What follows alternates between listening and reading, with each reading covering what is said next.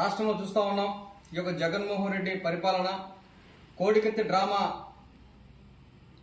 తెరబడి కొత్త డ్రామా మొదలుపెట్టాడు జగన్మోహన్ రెడ్డి. నిన్న ఒక రాయితో ఆయనే కొట్టించుకొని రాష్ట్ర ప్రజల సానుభూతి కోసం ఈరోజు పాకులాడుతూ ఉన్నాడు. ఇటువంటి ఇన్ని డ్రామాలన్నీ కూడా రాష్ట్ర ప్రజలు నమ్మరు.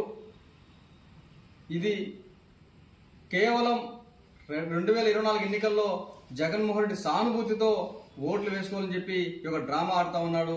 లాస్ట్ టైం 2019లో కోడికత్తి డ్రామా, అట్లాగే బాబాయ్ హత్యతో అధికారంలోకి వచ్చిన జగన్మోహన్ రెడ్డి ఈరోజు బాబాయ్ హత్యతో గద్దె దిగిపోతా ఉన్నాడు. అట్లాగే షర్మిల చెప్తా ఉంది కదా, మా బాబాయిని చంపింది అవినాష్ రెడ్డి, కాపాడుతోంది జగన్మోహన్ రెడ్డి అని. అది 100% నిజం. రాష్ట్రంలో ప్రజలు కూడా నిర్ణయించుకున్నారు. ఈ యొక్క జగన్మోహన్ రెడ్డిని 2024లో ఇంటికి పంపాలని నిర్ణయించుకున్నారు. ఎట్లయినా సరే రాష్ట్ర ప్రజల్ని మభ్యపెట్టాలి, రాష్ట్రంలో సానుభూతి పెంచాలని జగన్మోహన్ రెడ్డి కుయుత్తులు పండుతూ ఉన్నాడు. అది రాష్ట్ర ప్రజలు కూడా గమనిస్తూ ఉన్నారు. ఎన్ని కుయుత్తులు పడినా కూడా 2024 ఎన్నికల్లో తెలుగుదేశం పార్టీ ఘన విజయం సాధించబోతుందని చెప్పి ఈ సందర్భంగా తెలియజేస్తా ఉన్నాం.